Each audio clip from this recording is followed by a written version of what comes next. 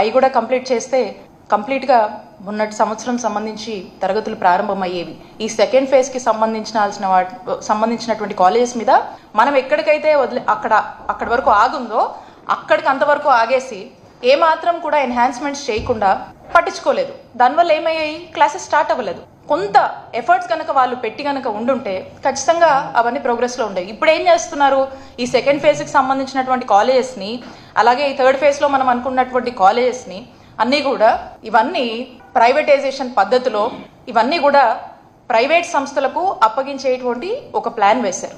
So ఇప్పుడు ఈ second phase ఏమో ప్రైవేటైజేషన్లో భాగంగా ఫస్ట్ ఫేజ్లో ప్రైవేట్ వాళ్ళకు అప్పగిస్తారట. ఈ థర్డ్ ఫేజ్లో ఉన్న కాలేజెస్ వాళ్ళకు ప్రైవేటైజేషన్ మాడ్యూల్లో సెకండ్ ఫేజ్లో ప్రైవేట్ వాళ్ళకు అప్పగిస్తారట. సో దీనికి ఏం చేస్తున్నారంటే ఊరికనే అలా ఇచ్చేస్తే బాగోదని చెప్పేసి నమ్మించేందుకు అందరినీ కూడా దీనికి ఒక నెరేటివ్ బిల్డ్ చేయాలి, దీనికి సర్టెన్ ప్రొసీజర్స్ మేము ఫాలో అయ్యాము, మేమేం ఊరికే అలా ఇచ్చేయలేదు అని చెప్పేటువంటి ప్రయత్నం ఇప్పుడు చేస్తూ ఉన్నారు. అదేంటంటే ఈ కాలేజెస్ అన్నిటికీ సంబంధించి KPMG అనే ఒక కన్సల్టింగ్ సంస్థ ఉంది. ఆ KPMG అనే కన్సల్టింగ్ సంస్థకి వీళ్ళు పలానా ఇట్లా మెడికల్ కాలేజెస్ ఉన్నాయి, సో ఇంత ఇన్ఫ్రాస్ట్రక్చర్ లే చేస్తున్నాము, ఇది పరిస్థితి, ఒకసారి చూడండి, దీని మీద మీరు కొంత క్రైటీరియా బిల్డ్ చేసి ఒక ఫిజిబిలిటీ రిపోర్ట్ రెడీ చేయండి అని చెప్పి ఆంధ్రప్రదేశ్ ప్రభుత్వము KPMG సంస్థ కన్సల్టింగ్ సంస్థకి వాళ్ళు చెప్పడం జరుగుతుంది.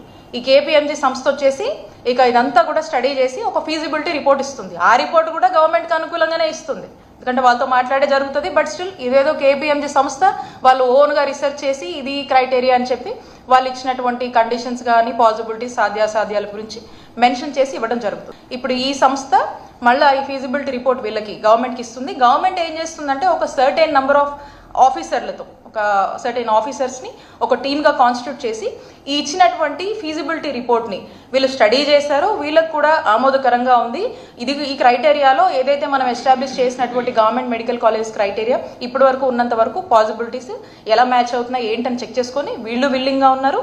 KPMG సంస్థ ఇచ్చినటువంటి ఏదైతే పాసిబిలిటీస్ రిపోర్ట్ ఉందో ఈ రెండు కూడా మ్యాచ్ చేస్తూ ఇప్పుడు it's all fine, let's go, ఇక టెండర్కి వెళ్దాము అనే దగ్గర ఇప్పుడు ఈ యొక్క స్టేటస్ ఉంది. ఇక్కడ ఇందులో వీళ్ళు ఏమంటున్నారంటే ఈ రోజున మీకు తెలుసు ఒక ప్రైమ్ ల్యాండ్ ఒక ఎకరం ఎంత ఉంటుంది, కోట్లలో ఉంటుంది, 1-2 కోట్లు ఖరీదు చేసేటువంటి ఒక ప్రైమ్ ల్యాండ్ ఎకరం ల్యాండ్ని ఈ రోజున వీళ్ళు ఎకరం ల్యాండ్కి KPMG సంస్థ కానీ గవర్నమెంట్ కానీ ఏం చెప్తున్నారు, ఈరోజు ఎకరానికి 100 రూపాయలట, lease or rent what ever it is, ఎకరానికి 100 రూపాయలు. అంటే ప్రతి గవర్నమెంట్ కాలేజ్ మనం 50 ఎకరాల్లో కట్టడం జరిగింది.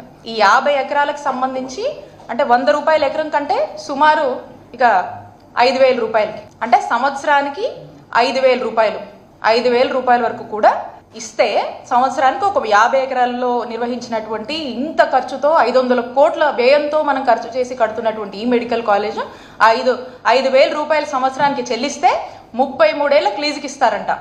33 ఏళ్ళకి ఫస్ట్కి ఇచ్చి ఆ తర్వాత ఆటో రెన్యువల్ కింద మళ్ళీ ఒక 33 ఏళ్ళకి ఉంటుంది. అంటే మొత్తం 66 ఏళ్ళకి ఈ యొక్క లీజుని ఇస్తూ మరి ఈ యొక్క ప్రైవేటైజేషన్ మాడ్యూల్లో ప్రైవేట్ వారికి అప్పజెప్పేటువంటి ఒక ప్రయత్నం